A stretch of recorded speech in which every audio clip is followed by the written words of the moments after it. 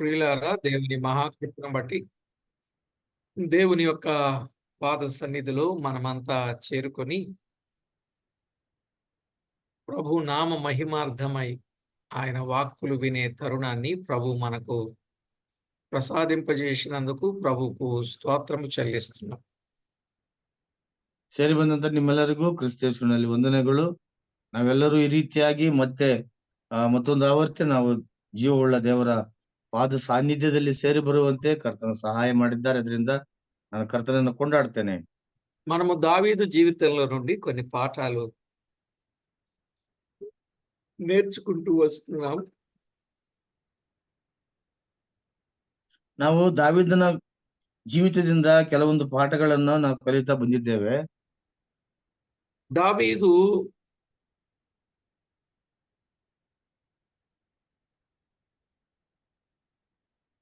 తన జీవితంలో చాలా అమూల్యమైన సంగతులు ఆయన చెప్పిన సందర్భాలు మనం ఎరుగుదాం. ದಾವೀದನು ತನ್ನ ಜೀವಿತದಲ್ಲಿ ತಾನು ನಡೆಸಿರುವಂತಹ ಈ ಜೀವನ ಯಾತ್ರೆಯಲ್ಲಿ ಅನೇಕ ವಿಷಯಗಳನ್ನು ಕುರಿತಾಗಿ ಆತನು ಹೇಳಿರುವಂತದ್ದು ನಾವು ತಿಳಿದವರಾಗಿದ್ದೇವೆ. అయితే మనము అపోస్తలుల కార్యముల గ్రంథములో నుండి సువార్త సేవను గూర్చిన విషయాలు, ఆనాటి అపోస్తలులు దేవుని కొరకు పనిచేశారు. అలాగూ కొందరు చెదరిపోయిన వారు సువార్త సంచారము చేస్తూ ప్రభునామాన్ని మహిమపరిచారని మనము అపోస్తల కార్యాలు 8వ అధ్యాయంలో వింటూ వస్తున్నాం. ಅದು ಬೇರೆ. ಅದೇ ರೀತಿಯಾಗಿ ನಾವು ಅಪೊಸ್ತಲ ಕೃತ್ಯ ಗ್ರಂಥಗಳಲ್ಲಿ ನಾವು ನೋಡಿಕೊಂಡಿರುವ ಹಾಗೆ ಅಂದು ಯೆರೂಸಲೇಮಿನಲ್ಲಿರುವಂತಹ ಸಭೆಗೆ ಹಿಂಸೆ ಉಂಟಾದಾಗ ಅನೇಕ ಆ ದಿನಗಳಲ್ಲಿ ಅಪೊಸ್ತಲರು ಚೆದರಿ ಹೋದಂತವರು ದೇವರ ಸುವಾರ್ತೆಯನ್ನು ಅವರು ಸಾರುತ್ತಾ ಇರುವಂತದ್ದನ್ನು ನಾವು ಈಗಾಗಲೇ ಕೇಳುತ್ತಾ ಬಂದಿದ್ದೇವೆ. మనము దావీదును గురించి వింటున్నాము, తర్వాత యాకోబు జీవితాన్ని గురించి వింటున్నాము, యోబు జీవితాన్ని గురించి, ఇలాగా భక్తుల జీవితాలు వింటూ మనము కన్నడ భాషలో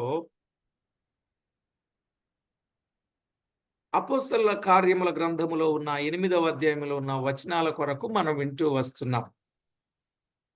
ನಾವು ಪ್ರೇರೆ ದಾವೀದನ ಕುರಿತಾಗಿ, ಯಾಕೋಬನ ಕುರಿತಾಗಿ, ಯೋಬನ ಕುರಿತಾಗಿ ಮತ್ತು ಅವನ ಜೀವಿತದಲ್ಲಿರುವಂತಹ ಅನೇಕ ಸಂಘಟನೆಗಳನ್ನ ಕುರಿತಾಗಿ ನಾವು ಧ್ಯಾನ ಮಾಡುತ್ತಾ ಅದಕ್ಕೆ ನಾವು ಪೂರಕವಾಗಿ ಅಪೊಸ್ತಲ ಕೃತ್ಯಗಳು 8ನೇ ಅಧ್ಯಾಯದಲ್ಲಿರುವಂತಹ ಅಂಶಗಳನ್ನು ಸಹ ನಾವು ನೋಡುತ್ತಾ ಬಂದಿದ್ದೇವೆ.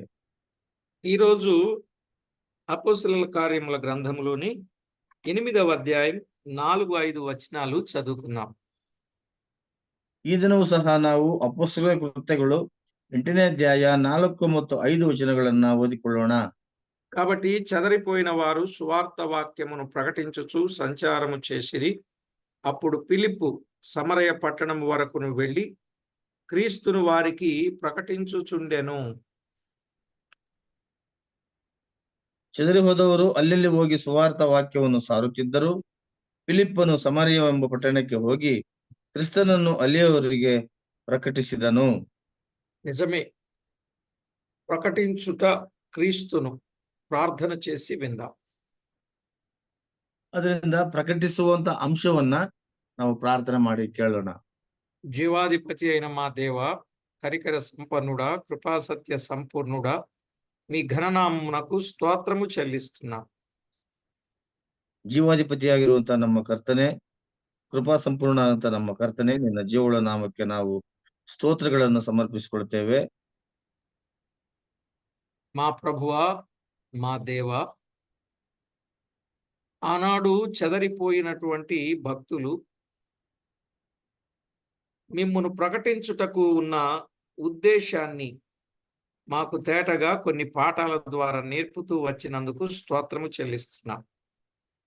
ನಮ್ಮ ಕರ್ತನೆ, ನಮ್ಮ ಪ್ರಭುವೇ, ಅಂದು ಚೆದರಿ ಹೋಗಿರುವಂತ ನಿನ್ನ ಭಕ್ತರು ಅಲ್ಲೆಲ್ಲಿ ಹೋಗಿ ಸುವಾರ್ಥ ವಾಕ್ಯವನ್ನು ಸಾರುತ್ತಾ ಇರುವಂತ ಅಂಶವನ್ನು ನಾವು ಇಲ್ಲಿವರೆಗೂ ಕೇಳುತ್ತಾ ಬಂದಿದ್ದೇವೆ. ಕರ್ತನೆ, ప్రతి విషయంలో మీకెంతో మహిమ, ఘనత, ప్రభావాలు మేము ఆరోపించడానికి మమ్మను మీరు జ్ఞాపకం చేసుకొని బలపరచి మమ్మను నడిపించుచూ ఉన్నందుల కొరకు స్తోత్రములు.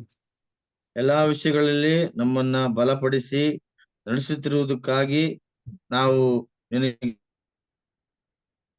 మీ దివ్య లే సమర్పించుకుంటేವೆ ತಂದೆಯೇ.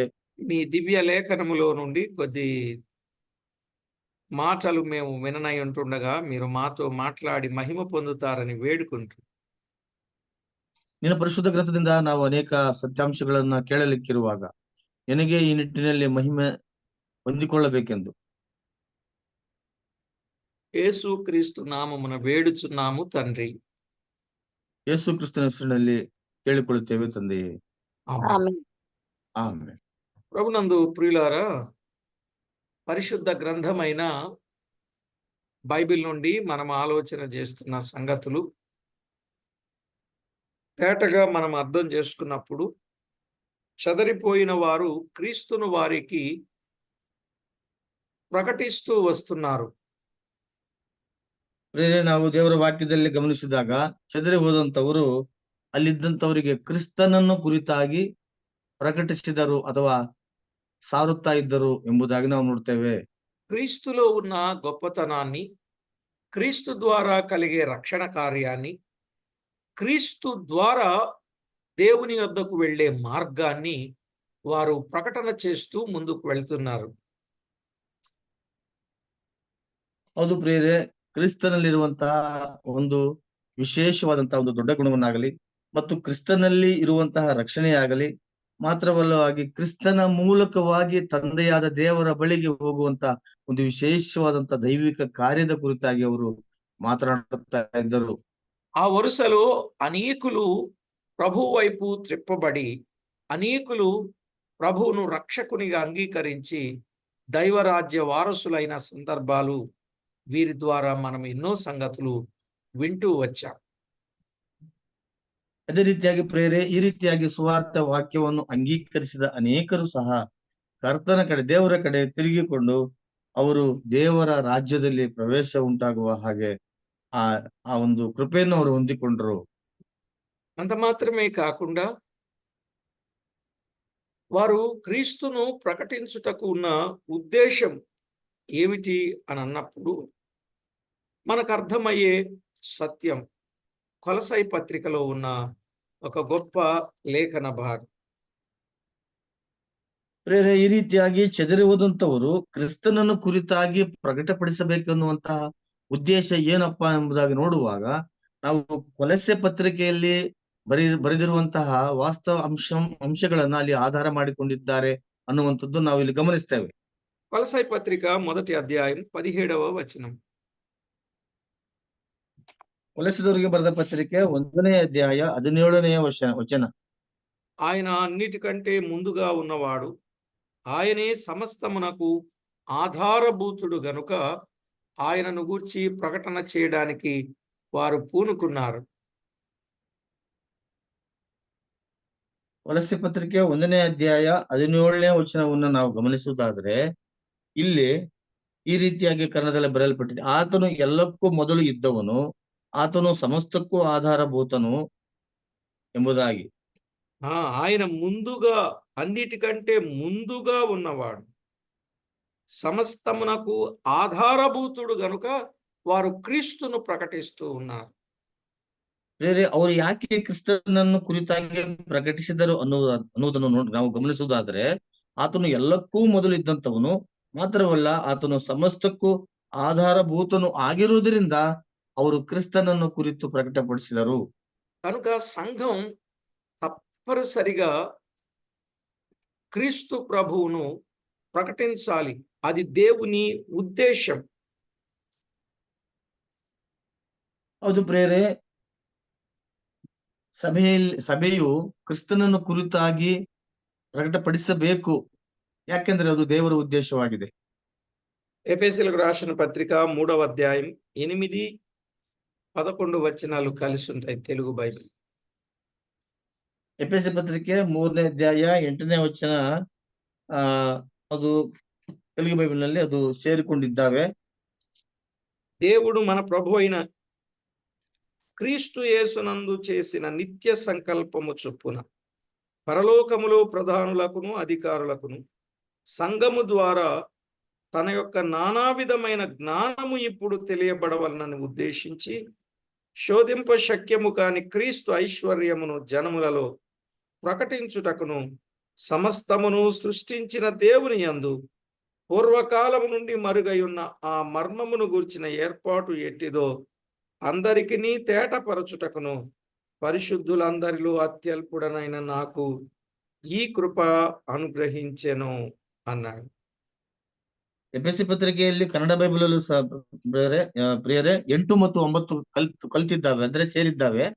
ಈ ವಾಕ್ಯದಲ್ಲಿ ನಾವಿಲ್ಲಿ ಗಮನಿಸುವುದಾದ್ರೆ, ನಾನು ಸುವಾರ್ತೆಯ ಸೇವಕನಾದನು, ನಾನು ಕ್ರಿಸ್ತನ ಅಪ್ರಮೇಯವಾದ ಐಶ್ವರ್ಯದ ವಿಷಯವಾದ ಶುಭ ಸಮಾಚಾರವನ್ನು ಅನ್ಯ ಜನರಿಗೆ ಪ್ರಸಿದ್ಧಿಪಡಿಸುವ ಹಾಗೆಯೂ ಸಮಸ್ತವನ್ನು ಸೃಷ್ಟಿಸಿದ ದೇವರಲ್ಲಿ ಆದಿಯಿಂದ ಮರೆಯಾಗಿದ್ದ ಮರ್ಮವು ಪ್ರಕಟವಾಗುವ ವಿಧ ಎಂಥದೆಂದು ತಿಳಿಸುವ ಹಾಗೆಯೂ ದೇವ ಜನರೊಳಗೆ ಅತ್ಯಲ್ಪನಾದ ನನಗೆ ಅನುಗ್ರಹಿಸಗೋಣವಾಯಿತು ಅನ್ನುವಂಥದ್ದು. చూసారా దేవుని వాక్యములో దేవుడు మన ప్రభు అయిన యేసు క్రీస్తునందు చేసిన నిత్య సంకల్పం సంఘము ద్వారా తెలియబడాలి. అది దేవుని ఉద్దేశం.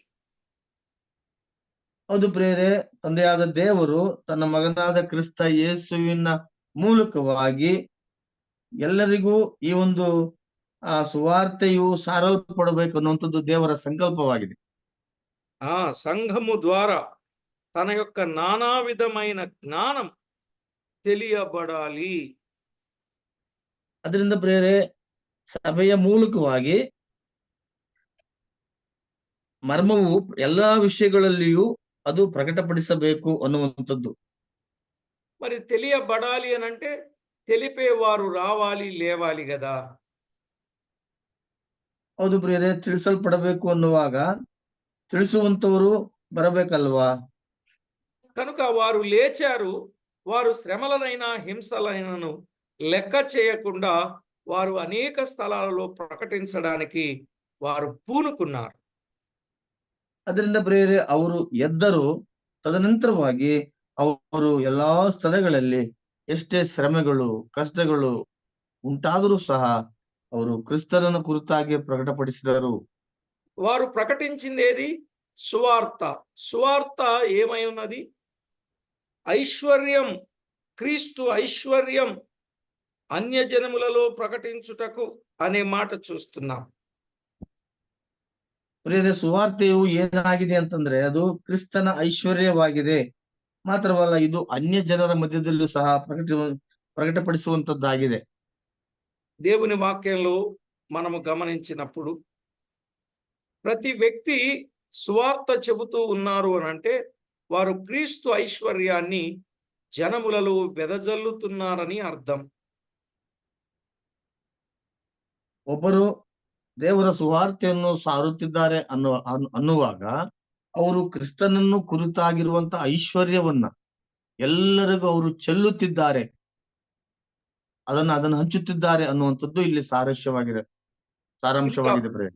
కనుక ప్రభునందు ప్రియులారా,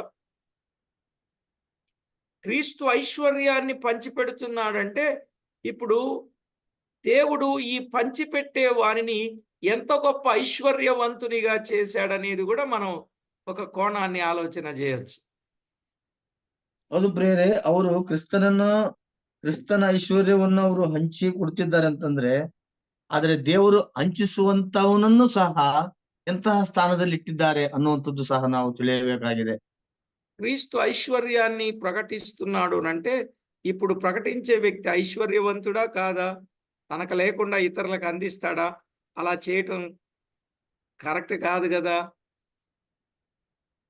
ಹೌದು ಪ್ರಿಯರೇ, ಕ್ರಿಸ್ತನ ಕುರಿತಾಗಿ ಪ್ರಕಟಪಡಿಸುತ್ತಿದ್ದಾನೆ ಅಂತಂದ್ರೆ ಪ್ರಕಟಿಸುವವನು ಸಹ ಐಶ್ವರ್ಯವಂತನಾಗಿದ್ದಾನಲ್ಲವೇ? ಅವನು ಇರುವುದರಿಂದಲೇ ಅನೇಕರಿಗೆ ಆ ಒಂದು ಸುವಾರ್ತೆಯನ್ನು ಸಾರುತ್ತಾ ಇದ್ದಾನೆ ಅನ್ನುವಂಥದ್ದು ತಿಳ್ಕೊಳ್ಳಬೇಕಾಗಿದೆ. కనుక నాకు అర్థమైన సత్యం ఏంటంటే, దేవుడు ఒక వ్యక్తి సువార్త ప్రకటిస్తున్నాడంటే మొదట ఈ వ్యక్తిని ఐశ్వర్యవంతునిగా చేశాడు, సమృద్ధి గలవానిగా చేశాడు. కాబట్టి ఆయన పొందిన అనుభవాన్ని ఇతరులకు అందించి వారు కూడా ఐశ్వర్యవంతులుగా చేయడానికి పాటుపడుతున్నాడని అర్థం. ಅದು ಪ್ರಿಯರೇ, ಒಬ್ಬರು ದೇವರ ಸುವಾರ್ತೆಯನ್ನು ಪ್ರಕಟಿಸುತ್ತಾ ಇದ್ದಾರೆ ಅಂತಂದ್ರೆ ಆ ವ್ಯಕ್ತಿಯು ಸಹ ಐಶ್ವರ್ಯವಂತನಾಗಿದ್ದಾನೆ. ಮಾತ್ರವಲ್ಲ, ತನ್ನ ಮೂಲಕವಾಗಿ ಕೇಳುವಂತ ಅನೇಕರು ಸಹ ಅವರು ಐಶ್ವರ್ಯವನ್ನು ಹೊಂದಿಕೊಂಡಂತವರಾಗಿ ಸಹ ಇರಬೇಕು ಅನ್ನುವಂಥದ್ದು ದೇವರ ಚಿತ್ತವಾಗಿದೆ. ప్రియులారా, దైవ లేఖనంలో వ్రాయబడినటువంటి సంగతులు ప్రతి ఒక్కరూ ఆలోచన చేయండి. దేవునికి మహిమకరంగా మార్చబడి ఆయన నామాన్ని మనము ప్రకటిస్తున్నాము అంటే అనేక మందిని గొప్పవారినిగా చేస్తున్నాం. మేమేమైనా పర్వాలేదు, అవతల వారు గొప్పవారు కావాలి అని వారు శ్రమలను హింసలను లెక్క చేయలేదు. ನಾವು ಏನಾದರೂ ಸರಿ ಇತರರು ಐಶ್ವರ್ಯವಂತರಾಗಬೇಕು ಅನ್ನುವಂಥದ್ದನ್ನ ಅವರು ಮನಸ್ಸಲ್ಲಿಟ್ಟುಕೊಂಡು ಎಂತ ಶ್ರಮೆಗಳಾದರೂ ಅವೆಲ್ಲವನ್ನು ಅವರು ಲೆಕ್ಕಿಸಲಿಲ್ಲ ಅನ್ನುವಂಥದ್ದು ನಾವು ನೋಡ್ತೇವೆ. వారు ఒకటే గురి కలిగిన వారుగా పనిచేస్తూ వచ్చారు. దేవుని ఉద్దేశాన్ని తెలపాలి. అలాగే 3వ అధ్యాయం 15-18 వచనాలలో క్రీస్తు వారి హృదయాలలో నివసింపజేయాలి. క్రీస్తును, అది వారి టార్గెట్. ಕ್ರಿಸ್ತನನ್ನ ಕುರಿತು ಮತ್ತು ಕ್ರಿಸ್ತನನ್ನ ಅವರ ಹೃದಯದಲ್ಲಿ ನಿಲ್ಲುವ ಹಾಗೆ ಮಾಡಬೇಕು ಅನ್ನುವಂಥದ್ದು ಸಹ ನಾವು ಕೊಲೊಸ್ಸೆ ಪತ್ರಿಕೆ 3ನೇ ಅಧ್ಯಾಯ 15 ಮತ್ತು 16ನೇ ವಚನದಲ್ಲಿ ಸಹ ನಾವು ನೋಡ್ತೇವೆ. కనుక ఇప్పుడు మీకు అర్థమైంది అనుకుంటాను. దైవ లేఖనములు క్రీస్తును హృదయాలలో నివసింపజేయాలి అని అంటే క్రీస్తును ఎరిగిన వారు, క్రీస్తును కలిగిన వారు క్రీస్తును ప్రకటించాలి, ఏ పరిస్థితిని లెక్క చేయకుండా. ಹೌದು ಪ್ರಿಯರೇ, ಕ್ರಿಸ್ತನನ್ನು ಅವರ ಹೃದಯದಲ್ಲಿ ನಿಲ್ಲುವ ಹಾಗೆ ಮಾಡಬೇಕಂತಂದ್ರೆ ಯಾವುದನ್ನು ಲೆಕ್ಕಿಸದೆ ಕ್ರಿಸ್ತನನ್ನು ಹೊಂದಿದಂತವರು ಅವರು ಧೈರ್ಯದಿಂದ ಆ ಸುವಾರ್ಥ ವಾಕ್ಯವನ್ನು ಅವರು ಪ್ರಕಟಪಡಿಸಬೇಕಾಗಿದೆ. కనుక ప్రతి ఒక్కరూ ఇట్టి లేఖన సత్యాన్ని గుర్తించాలి. దేవునికి అనుకూలమైన జీవితాన్ని జీవించాలి. ఆయన నామాన్ని మహిమపరచాలి. ಹೌದು ಪ್ರಿಯರೇ, ಪ್ರತಿಯೊಬ್ಬರು ಸಹ ದೇವರಿಗೆ ಅನುಕೂಲವಾದಂತ ಒಂದು ಜೀವನವನ್ನ ನಡೆಸಬೇಕಾಗಿದೆ. ಮಾತ್ರವಲ್ಲ, ಅವರು ಕರ್ತನಿಗೆ ಅವರು ಅನುಕೂಲಕರವಾಗಿ ಜೀವಿಸಬೇಕಾಗಿದೆ. ఒకటి మనము చూచాం, క్రీస్తు ఐశ్వర్యమును పొందిన వారుగా ఉండాలని వారు ప్రకటన చేశారు. ಮೊದಲನೇದಾಗಿ ಪ್ರಿಯರೇ, ಕ್ರಿಸ್ತನ ಐಶ್ವರ್ಯವನ್ನ ಹೊಂದಿದವರಾಗಿರಬೇಕೆಂಬುದಾಗಿ ಇರುವ ಅಂಶವನ್ನು ಗಮನದಲ್ಲಿಟ್ಟುಕೊಂಡು ಅವರು ಕ್ರಿಸ್ತನನ್ನು ಕುರಿತು ಪ್ರಕಟಪಡಿಸಿದರು. 2, క్రీస్తు వారి హృదయములలో నివసించాలనే ఉద్దేశముతో వారు ప్రకటించారు. ಎರಡನೇದಾಗಿ ಪ್ರಿಯರೇ, ಕ್ರಿಸ್ತನು ಅವರ ಹೃದಯದಲ್ಲಿ ನಿವಾಸ ಸ್ಥಾನ ಮಾಡಿಕೊಂಡಿರಬೇಕು ಅನ್ನುವಂತ ಉದ್ದೇಶವನ್ನು ಮನಸ್ಸಲ್ಲಿಟ್ಟುಕೊಂಡು ಅವರು ಆ ಸುವಾರ್ಥ ವಾಕ್ಯವನ್ನು ಪ್ರಕಟಪಡಿಸಿದರು. 3:19 వచనం, జ్ఞానమునకు మించిన క్రీస్తు ప్రేమను తెలుసుకోవాలి అని వారు ప్రార్థించారు, ప్రయాణం చేశారు, ప్రకటించారు. ಕ್ರಿಸ್ತನನ್ನು ಕುರಿತಾದಂತ ಜ್ಞಾನವನ್ನ ಅವರು ಹೊಂದಿಕೊಳ್ಳಬೇಕೆಂದಾಗಿ ಅವರು ಸಂಚಾರ ಮಾಡಿದರು ಮತ್ತು ಪ್ರಕಟಪಡಿಸಿದರು. చూసారా, జ్ఞానమునకు మించిన క్రీస్తు ప్రేమ వారు తెలుసుకోవాలి. ಜ್ಞಾನಕ್ಕಿಂತ ಮಿಂಚಿರುವಂತಹ ಕ್ರಿಸ್ತನ ಪ್ರೀತಿಯನ್ನ ಅವರು ತಿಳಿದುಕೊಳ್ಳಬೇಕು. ఇక నాలుగవదిగా దేవుని వాక్యములు, 4ನೇದಾಗಿ ದೇವರ ವಾಕ್ಯದಲ್ಲಿ 3వ అధ్యాయం 6వ వచనములో, అన్యజనులు సువార్త వలన క్రీస్తు యేసునందు యూదులతో పాటు సమాన వారసులు. 3వ అధ్యాయ 16వ వచనం క్రిస్తನ వాక్ಯ వచనం బ్రదర్ 6వ వచనం, 3వ అధ్యాయం 6వ వచనం, ఎఫెసీ పత్రిక. ಸಾರಿ.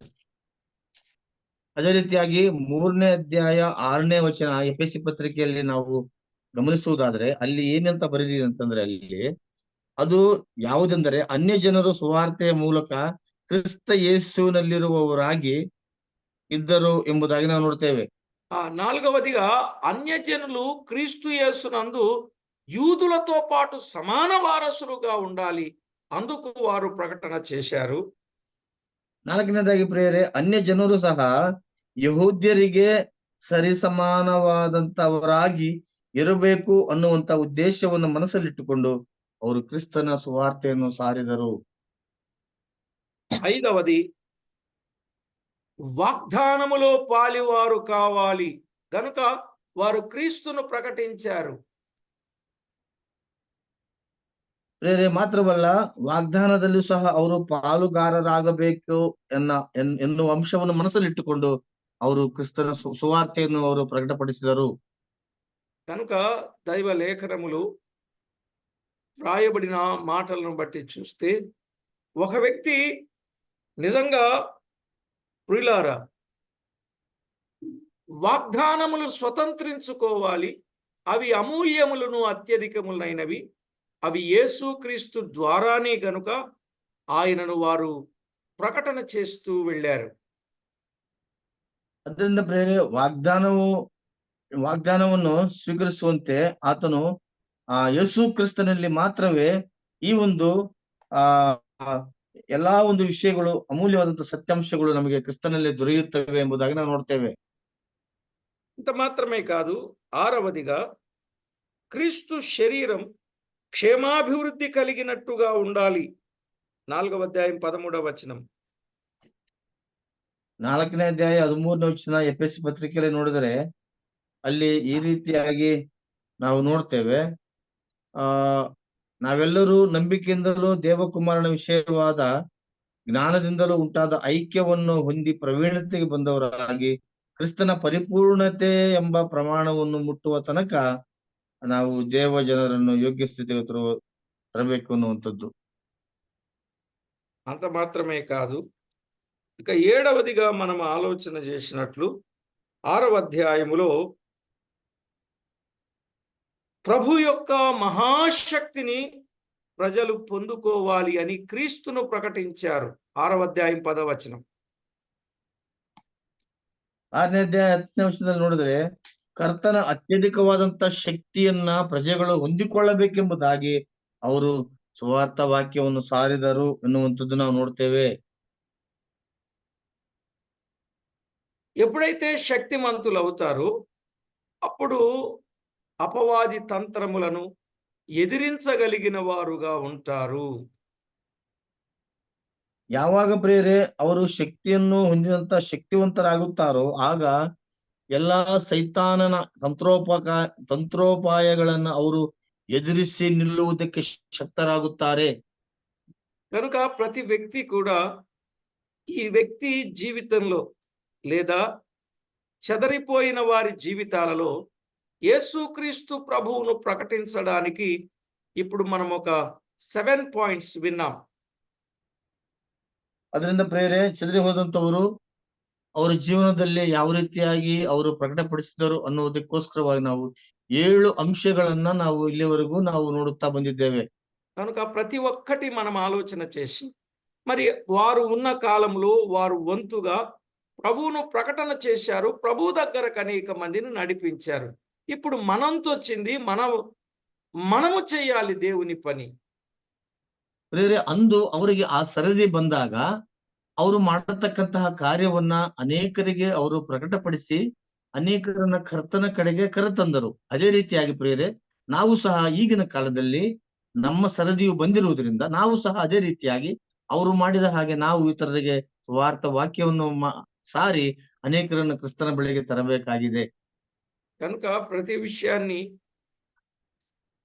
జాగ్రత్తగా మనము ఆలోచన చేసి ప్రభువుకు అన్నింటిలో ప్రాముఖ్యత కలిగేటట్టు మనం ప్రయత్నం చేయాలి. ಅದರಿಂದ ಪ್ರಿಯರೇ, ದೇವರ ವಾಕ್ಯವನ್ನು ನಾವು ಗಮನದಲ್ಲಿಟ್ಟುಕೊಂಡು ಎಲ್ಲಾ ವಿಷಯಗಳಲ್ಲಿ ಕರ್ತನಿಗೆ ಒಂದು ಪ್ರಮುಖವಾದಂತ ಸ್ಥಾನವು ಸಿಗುವ ಹಾಗೆ ನಾವು ಶ್ರಮಿಸಬೇಕಾಗಿದೆ. అలాగున సిద్ధపడి ఆయన నామాన్ని మహిమపరచాలని ప్రేమతో కోరుతూ ప్రార్థన చేసుకుందాం. ಆ ರೀತಿಯಾಗಿ ಸಿದ್ಧರಾಗಿ ನಾವು ಕ್ರಿಸ್ತನ ಪ್ರೀತಿಯನ್ನು ಸಾರುವವರಾಗಿದ್ದು ಮುನ್ನಡೆಯೋಣ. ನಾವು ಪ್ರಾರ್ಥನೆ ಮಾಡಿಕೊಳ್ಳೋಣ. పరిశుద్ధుడవైన మా తండ్రి, మీకు స్తోత్రము చెల్లిస్తున్నాం. ಪರಿಶುದ್ಧನಂತ ನಮ್ಮ ಸ್ವರ್ಗೀಯ ತಂದೆಯೇ, ನಿನ್ನ పరిశుద్ధ నామಕ್ಕೆ స్తోತ್ರ ಸಲ್ಲಿಸ್ತೇವೆ స్వామి. మమ్మును మీరెంతో ఎక్కువగా ప్రేమించి యేసుక్రీస్తు ద్వారా మా జీవితంలో జరిగించిన ప్రతి పుణ్యకార్యాన్ని బట్టి మీకు స్తోత్రములు.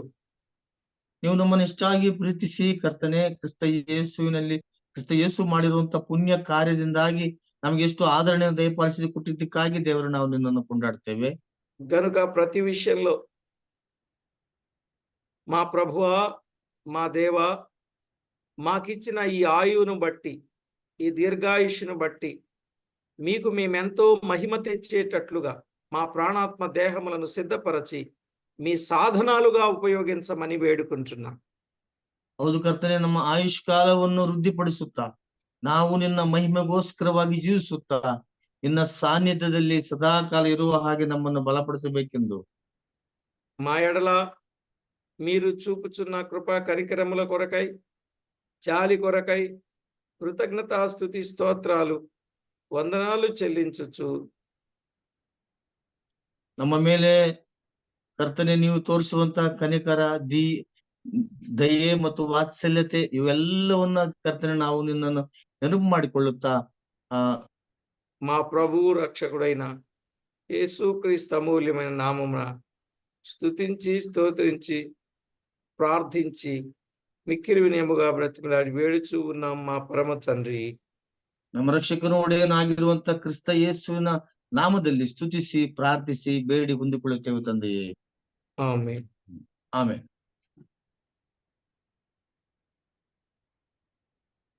ప్రభునందు ప్రియులారా, క్రీస్తును ప్రకటించుటలో